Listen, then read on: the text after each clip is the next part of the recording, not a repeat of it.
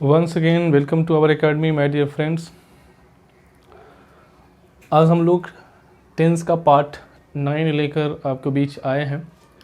जैसा कि हमारा टेंस का सीरीज जो है फर्स्ट पार्ट से लेकर आपका 9 पार्ट तक अभी तक हम लोग कर चुके हैं। आज 9 पार्ट आप लोग के बीच जो है हम लोग कर रहे हैं।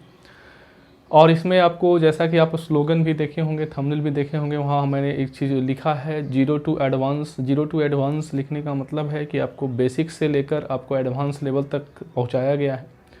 तो आप जो बच्चे हमारा पहला या दूसरा वीडियो लगातार रूप में आप देखते जाएं और तभी आपको ये 9 पार्ट समझ में आएगा, ठीक है ना।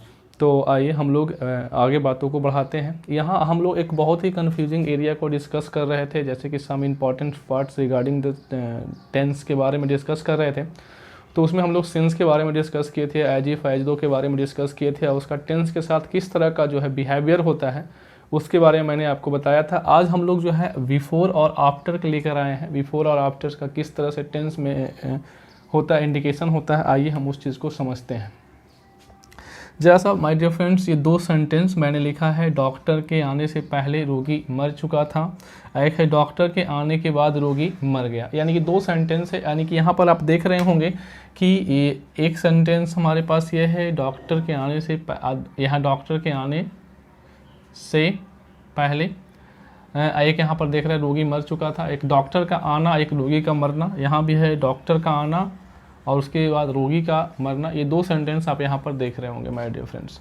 अब इन दोनों सेंटेंस में हम आपको समझाना चाहेंगे कि ज़रा सा एक चीज़ को समझिएगा कि हो क्या रहा है, कि यहाँ पर एक डायग्राम के थ्रू समझिएगा कि हम जब पास्ट के 2 एक्शंस के बारे में बात करते हैं और जहाँ पर बिफोर और आफ्टर का प्रयोग करते हैं, तो उस स्थिति में हमारे पास क्या होता है, ज़रा समझिएगा। यहाँ पर बिफोर और आफ्टर की बात कर रहे हैं तो हम लोग जरा सा एक ध्यान से देखें कि कोई भी हमारा पास्ट इवेंट है, तो पास्ट इवेंट हमारा मान लिया जाए यहाँ से जब शुरू हो रहा है तो जा रहा है, तो ये जितने भी यहाँ से यहाँ तक शुरू हुआ, तो इस पास्ट इवेंट में ये जो आप देख रहे हैं यहाँ से स्टार्ट हुआ पास्ट इवेंट, यहाँ तक हम लोग गए, पॉइंट बी तक गए, वी तक गए, यहाँ पर हमारे पास पॉइंट ए है। तो आपको यहाँ से यहाँ तक की बातों को जो है आपको पास्ट इन डेफिनिट टेंस में रिप्रेजेंट करना है। Past indefinite tense, past indefinite tense में रिप्रेजेंट करना है, ठीक है ना। पास्ट इन डेफिनिट टेंस में रिप्रेजेंट करना है। अब इस चीज़ को एक बार समझिएगा कि sir past indefinite tense में कैसे, क्या है कि आप जब कोई भी स्टोरी को आप क्या करते हो, रिप्रेजेंट करते हो, तो उसको हम पास्ट टेंस या सिंपल पास्ट टेंस में शुरू करते हैं। लेकिन माय डियर फ्रेंड्स, मान लीजिए स्टोरी को आप क्या कर रहे हो, लिख रहे हो, लिखते लिखते क्या हुआ, यहाँ तक पहुँचते पहुँचते कुछ ऐसी बातें हैं जो आपको पहले ही बोलना चाहिए था, आप यहाँ पर उसको छोड़ दिए। तो अब जो है बैकवर्ड में आप जाओगे तो यहाँ से ये जो बातें आप जो बताओगे वो हमारा पास्ट परफेक्ट टेंस में होगा, पास्ट परफेक्ट टेंस में होगा। अब इसी चीज़ को और ज़रा सिंपल भाषा में हम समझें तो हम कह सकते हैं कि जैसे कि हम क्या कर रहे हैं कि पास्ट में हमारे पास पास्ट में 2 एक्शन है, ठीक है। पास्ट में हमारा 2 एक्शन है। ये हमारा मान लो एक्शन फर्स्ट है, ये एक्शन 1 है, और ये हमारा एक्शन 2 है, ठीक है माय डियर फ्रेंड्स, समझिएगा। अब एक्शन 1 और एक्शन 2 की जब हम बात करते हैं, दोनों एक्शन का जो हैपनिंग प्लेस है वो पास्ट में है। तो एक्शन 1 जो है, मान लिया जाए 2 एक्शन है, दोनों पास्ट में हैपन हो रहा है। मान लिया एक्शन 1 जो है ये पहले हैपनिंग होता है, टुक प्लेस,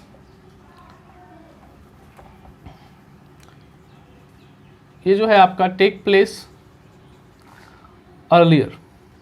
ये एक्शन जो है आपका पहले प्लेस कर रहा है, ये एक्शन इसके बाद प्लेस कर रहा है, आफ्टर डेट। अब इस चीज़ को समझिएगा कि अगर ये 2 बातें को हम ध्यान में देखें कि पास्ट में 2 एक्शन है, एक एक्शन हमारा पहले समाप्त हो जा रहा है, एक एक्शन उसके बाद में समाप्त हो रहा है। तो जो एक्शन पहले समाप्त हो रहा है, जैसे कि आप यहाँ देख रहे हैं कि इस कहानी हमारा चल रहा है, चलते चलते क्या हुआ कि हम लोग कुछ, ये एक्शन तो इससे पहले समाप्त हो गया था, तो जो एक्शन पहले समाप्त हो जाएगा वो एक्शन को हम पास्ट परफेक्ट टेंस में लिखेंगे, और जो एक्शन उसके बाद समाप्त होगा उस एक्शन को हम लोग पास्ट इन डेफिनिट टेंस में लिखेंगे। अब इस चीज़ को आप ध्यान से समझिएगा कि जो एक्शन पहले समाप्त हो जाएगा, पास्ट में 2 एक्शन है, एक एक्शन पहले समाप्त हो गया, दूसरा एक्शन उसके बाद समाप्त हो रहा है, तो जो पहला एक्शन है जो पहले समाप्त हुआ है उस एक्शन को हम पास्ट परफेक्ट टेंस में लिखेंगे, उसके बाद वाला जो एक्शन समाप्त हुआ उसको हम पास्ट इंडेफिनिट टेंस में लिखेंगे। अब यहाँ पर देखिए डॉक्टर के आने से पहले, अब जरा सा देखिएगा डॉक्टर के आने से पहले रोगी मर चुका था। अब जरा सा ध्यान से देखिए रोगी का जो मरना हुआ यानी कि मरना, ये जो एक्शन जो हमारा हुआ है, दो एक्शन पास्ट में हो रहा है, एक हमारा डॉक्टर का आना, एक हमारा रोगी का मरना।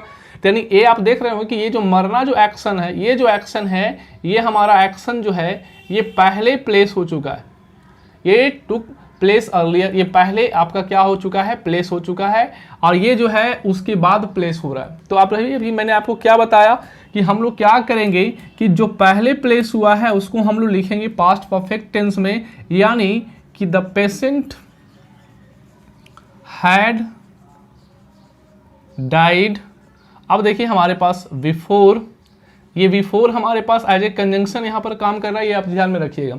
बिफोर, अब बिफोर, अब देखिए यहां पर क्या हो गया है, द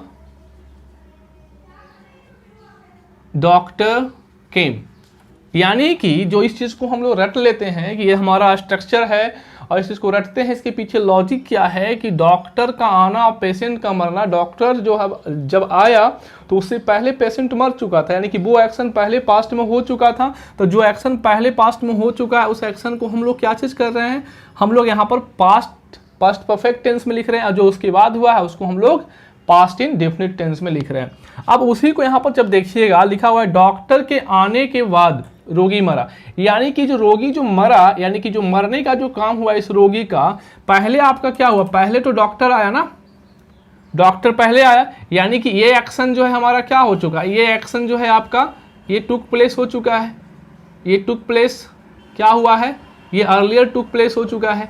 जब ये एक्शन पहले प्लेस हो चुका है तो ये एक्शन पहले हुआ, तो अब यहाँ पर देखिए कि ये क्या हो रहा है, रिवर्स हो जाएगा। रिवर्स होने का मतलब क्या हो गया कि यहाँ पर ये पास्ट परफेक्ट टेंस में चला जाएगा, आइए हमारा क्या चीज में जाएगा, डॉक्टर के आने के बाद। अब डॉक्टर के आने के बाद रोगी मरा ना, तो ये हमारा पास्ट परफेक्ट में चल जाएगा, है ना। आइए हमारा क्या होगा, पास्ट इंडेफिनिट टेंस में चल जाएगा, क्योंकि ये जो एक्शन हुआ है ये आफ्टर उसके बाद हुआ है, आफ्टर फर्स्ट एक्शन हुआ है। तो इस चीज को आप लॉजिक को समझिएगा, क्योंकि इस लॉजिक को समझना बहुत जरूरी है। यानी कि यहां पर हम क्या लिख सकते हैं कि कह सकते हैं द पेशेंट, अब देखिए पेशेंट क्या हो जाएगा, पेशेंट डाइड होगा कि हैड डाइड होगा, डाइड होगा, क्योंकि पहले मरा है, पहले इसके बाद एक्शन प्लेस हुआ है, तो the patient died after the doctor had come या अराइव, जो भी आप लिख सकते हैं। यानी कि यहां तक के बातों में एक कंक्लूजन हमारा क्या आया, जो हम लोग आफ्टर और बिफोर को एज ए कंजंक्शन के रूप में यूज कर रहे हैं माय डियर फ्रेंड्स, तो आपको समझ में आ रहा होगा कि यहां पर जो देख रहे हैं, यहां पर हम लोग जो है बिफोर के साथ जो सेंटेंस देख रहे हैं, इसके बाद जो आने वाला सेंटेंस है वो पास्ट इंडेफिनिट टेंस में है, और इसके बाद आफ्टर के बाद जो सेंटेंस आ रहा है ये पास्ट परफेक्ट टेंस में है। तो इसके पीछे लॉजिक क्या है, लॉजिक बस इतना है कि ये दो एक्शन में ये एक्शन पहले हो चुका है, ये बाद में हुआ है, इसी तरह से ये दो एक्शन में ये एक्शन बाद में हुआ, पहले हो चुका है, ये एक्शन बाद में हुआ है, समझ रहे हैं। तो जो एक्शन बाद में होता है उसको हम पास्ट इंडेफिनिट में लिखते हैं, जो एक्शन पहले हो जाता है उसको हम पास्ट परफेक्ट टेंस में लिखते हैं। यानी कि दो सिचुएशंस को आपको यहाँ पर समझना होगा। अब इन्हीं बातों को हम जो है आपको एक साधारण भाषा में स्ट्रक्चर के थ्रू समझाने की कोशिश करते हैं। यहाँ पर आप समझिएगा कि कैसे हम लोग जो है इस स्ट्रक्चर्स को आप फ्रेम कर सकते हैं। यहाँ पर बिफोर और आफ्टर जो आप देख रहे हैं वो एज ए कंजंक्शन काम कर रहा है, यानी कि ये दो सेंटेंस को जोड़ने का काम कर रहा है। क्योंकि आपको पता होगा बिफोर और आफ्टर जो है प्रीपोजिशन के रूप में भी काम करता है, लेकिन एक बात याद रखिएगा माय डियर फ्रेंड्स कि जब प्रीपोजिशन के रूप में बिफोर या आफ्टर का प्रयोग किया जाएगा तो वहाँ पर कभी भी उसके बाद जो है फुल सेंटेंस नहीं हो सकता। प्रीपोजिशन के प्रॉपर्टी में आप जानते होंगे, मेरा प्रीपोजिशन का भी वीडियो डला हुआ है, वहाँ पर आप देख सकते हैं कि प्रॉपर्टी ऑफ प्रीपोजिशन क्या होता है, तो वहाँ से आपको ये बात क्लियर हो जाएगी। अब जैसा समझिएगा कि इसी चीज़ को हम अगर स्ट्रक्चर के रूप में अगर लिखें, स्ट्रक्चरली इसको हम अगर डिफाइन करें, स्ट्रक्चरली इसको हम रिप्रेजेंट करें तो देखिए क्या होगा। यानी कि हम कह सकते हैं कि हमारे पास एक आया past perfect tense, past perfect tense.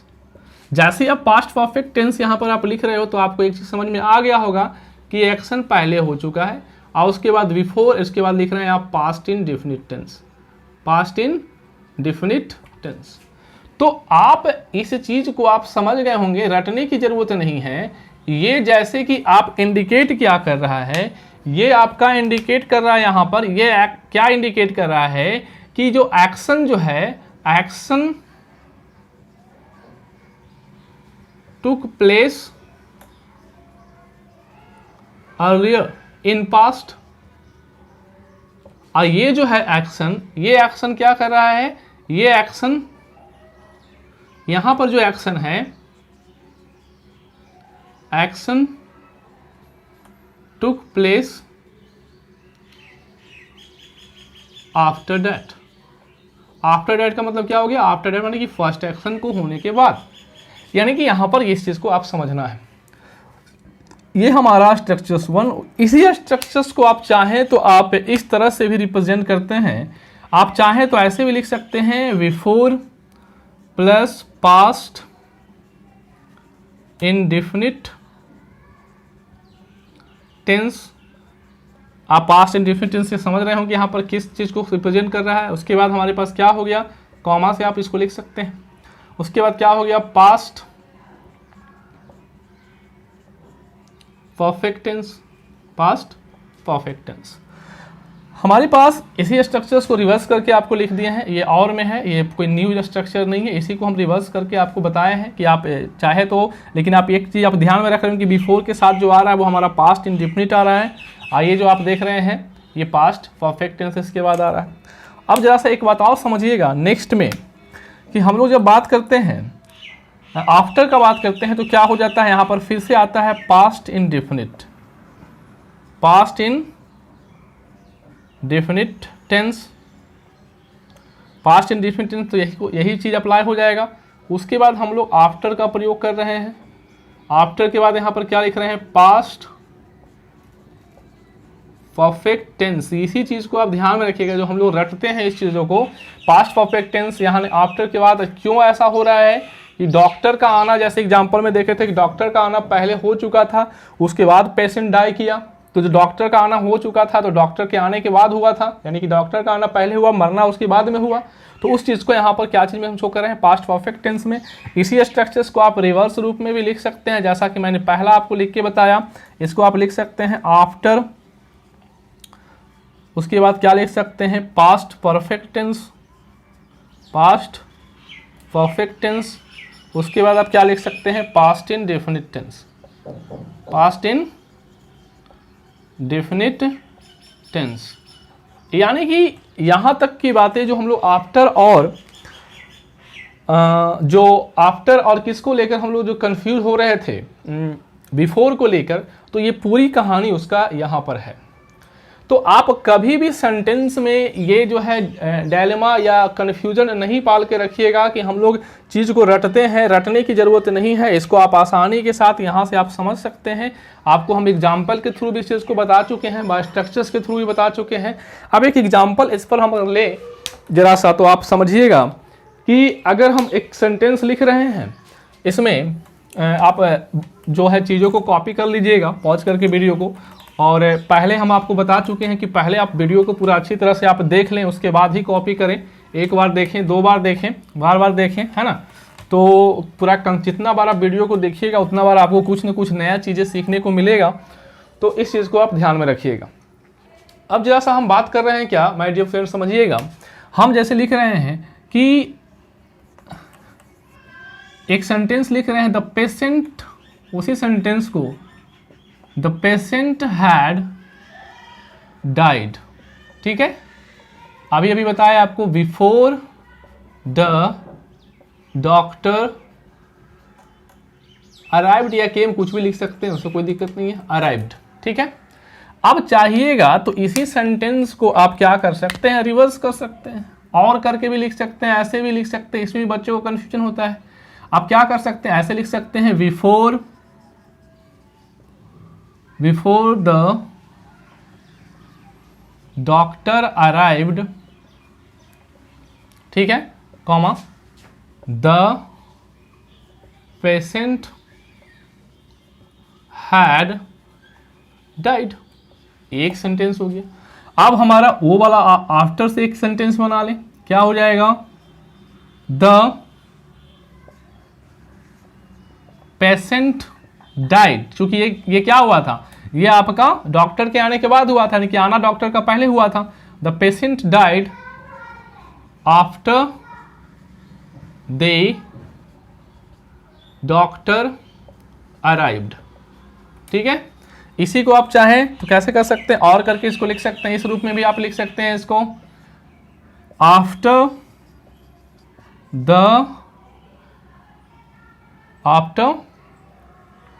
Sorry यहां पर हम लोग after the doctor had arrived होगा ना, हैड अराइव्ड, ये चीज को हम लोग समझ चुके हैं ना, हैड अराइव्ड। तो उसी तरह से after the doctor had arrived the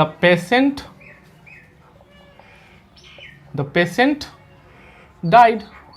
यानी कि कोई इशू नहीं है। इस तरह से आप बिफोर और आफ्टर का प्रयोग एज ए अगर प्रीपोजिशन हो, सॉरी एज ए अगर कंजंक्शन होता है तो हम सेंटेंस को दो एक्शन पास्ट में होता है तो उसका कैसा बिहेवियर होता है, इस चीज़ को मैंने आपको समझाया इस वीडियो में। माय डियर फ्रेंड्स, इतना तक ही।